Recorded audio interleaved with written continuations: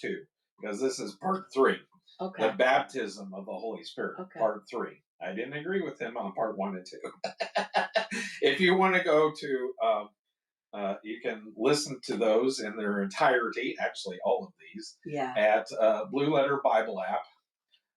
.org. What you do is you click on a Genesis, you search for Genesis, and it brings up Genesis starting with verse 1 and chapter 1 and verse 1.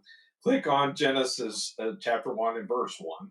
Then go down, I think it's green, commentaries. You click on commentaries, and then it'll pull up and it will ask you to list what kind of commentaries you want. And so you go down to audio and video commentaries in English.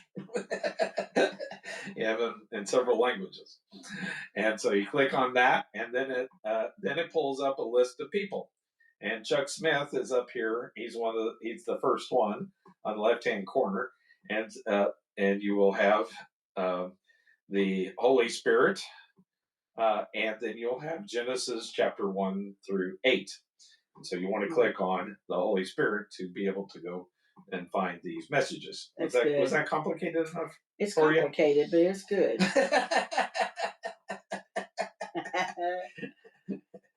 Listen over that a few times, or as you're doing it, maybe it'll help you find it. And so this is the baptism of the Holy Spirit, part 3. Trey. Part of the salvation experience. It is part of the salvation experience if we go over to John chapter 7 and verse 37. That's one of the things me and Chuck Smith agree upon is you get it all whenever you get saved, including the Holy Spirit.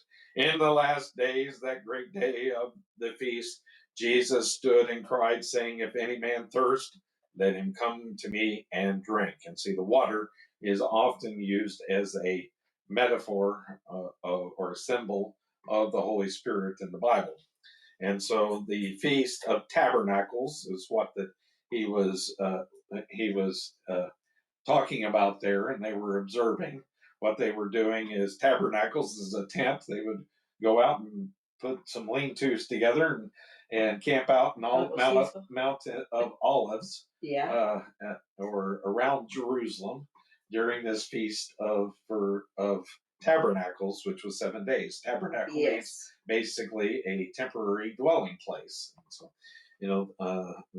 Sokoth is the Hebrew word. It means the feast of booths, and that's why booths. Oh, booths. Like at the flea market. Like a booth. A booth. Yes. Booths. Feast of booths. So it's like they take 4 kids and make a little house for their family to live in. Well, that's neat. I mean, they could live under the stars. It didn't really rain over there, and so they didn't have to have a roof as much. They slept under the stars, basically, is what you're doing. And so what verse are you in? John chapter 7, verse 37. 37, okay. And so the priest would pour out the water from the pool of Siloam. The last day, there was no processional, a ritual pouring out. The 8th day, the day of the feast.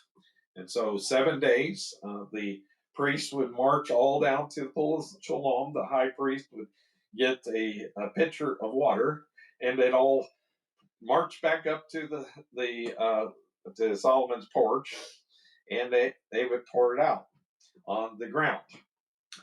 And so teachers usually sat and pupils stand, but sat to herald, make a proclamation or an invitation, not referencing physical thirst. It's spiritual.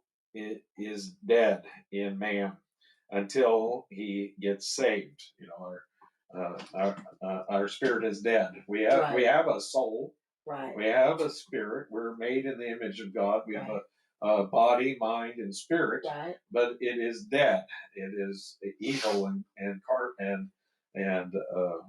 that sort of thing. The spirit is more like a demon spirit until we get saved, I guess you could say. And so we can get thirsty physically, mentally, and spiritually. Yeah. And so, physical thirst uh, is, I think it's thrive. I can't read my own writing sometimes. And then emotional thirst for love, for studies of children, studies of children that were withheld love. That Oh yeah. 6 months suffers mental retardation and dies up to 5 years whenever they're withheld love and emotional needs. Emotional needs of security. We have emotional needs of needing a partner. It dies in a year of other in a marriage. Needed partner. Lots of times you will find that partners will die within a year of each other, right, because the person dies from the emotional need yes, that they need.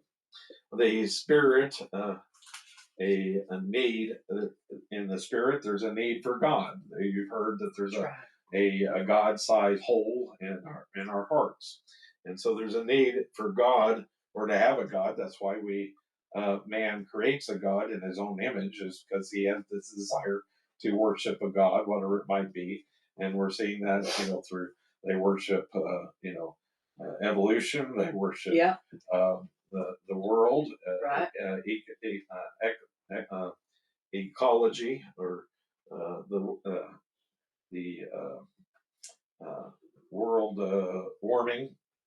That's a religion. Transgender is a religion. All of these religions, and they all lead to the same God. But we are incomplete without God. There is a yearning for God and a meaningful relationship with God. We are so integrated that the physical, mental, and spiritual affect each other. And so bitterness, sorrow, and grief affect the physical. Sometimes we can't discern if it is spiritual, mental, or physical that is affecting us. Many uh, services feed to the emotional and not to the spiritual. We were talking about that.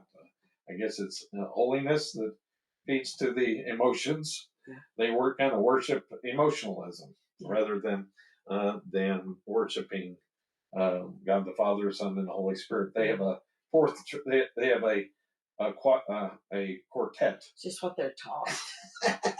Sorry. Yeah, it's what they're taught by their parents. But you see that sort of like a quartet. Yeah, They believe in like a quartet. Yes, they do. You cannot satisfy an emotional need with a physical experience. A lot of people are trying to do that, through sex or overeating or any of the sins of the flesh that may be out there. You cannot satisfy a physical need with a emotional experience. Children given TVs, games, toys, etc., as closeness or love, feel alone, pushed away by parents and isolated. Parents who work too much. I provide all of this stuff for you. I'm providing for the house. If I didn't work, they would rather have the father than they would have those things or the money. And so they throw money, a lot of them, to those people in codependency. Money is equivalent to love. You give somebody money, then you're showing them love, right? But it doesn't. It doesn't. They'd rather have the person. Man is trying to satisfy spiritual thirst with the emotional or physical.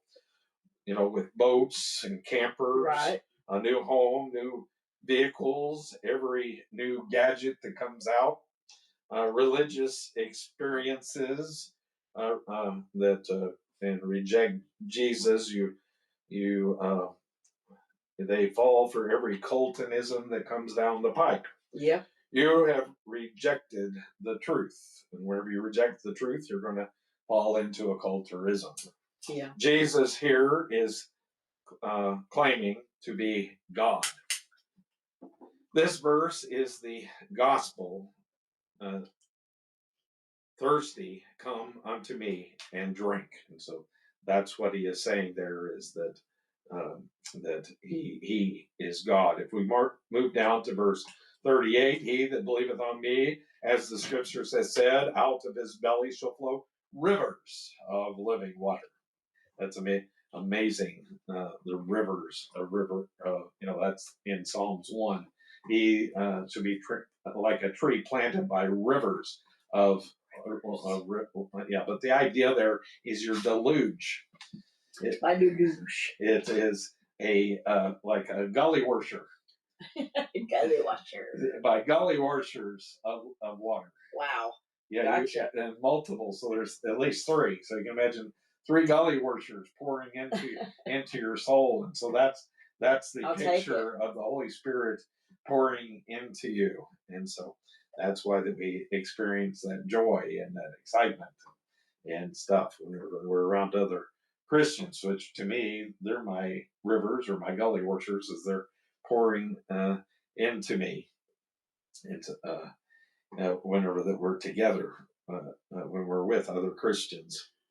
Verse Isaiah chapter 44 and verse 3. For I will pour water upon him that is thirsty, and floods upon the dry ground. I will pour my thirst upon thy seed, and my blessing upon thine offspring. And so the belly is the innermost being, and it gushes or torrents out the Holy Spirit. Whenever, like I said, whenever we're together, like me and Jimmy, or me and Rob, and me and Debbie, when we're together, we're just gushing the out of our bellies the Holy Spirit upon each other. You can kind of see that we're so excited, and we're talking about we can't hardly wait for the other one to get finished for what the God has enlightened us to talk about God, and right. And we're talking about God, and we're just all enthused about God. We're not talking about all these other kinds of crap everybody else talks about, right? Common things of the world and that sort of thing. It's a belly gusher. Belly gusher. Isaiah floods. Isaiah interprets it as floods, but now if we go back to John chapter 7, he likes going back and forth.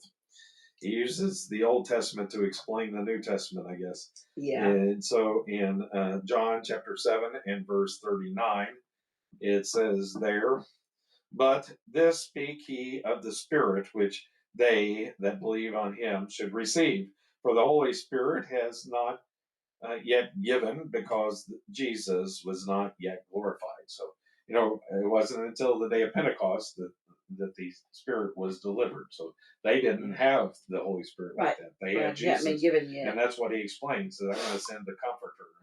Right. But this, John's commentary, Jesus is speaking of the Holy Spirit, is torrents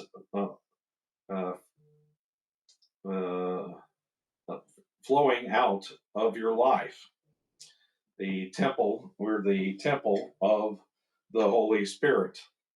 In other words, he indwells us. We're his tabernacle, his temporary dwelling place here on planet Earth. He indwells us, and that's how we know that we're saved.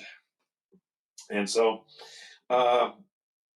then the works of the Holy Spirit are this is different. Gush.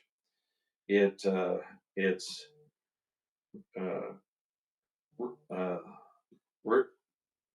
it rents floods of living water, gushing water.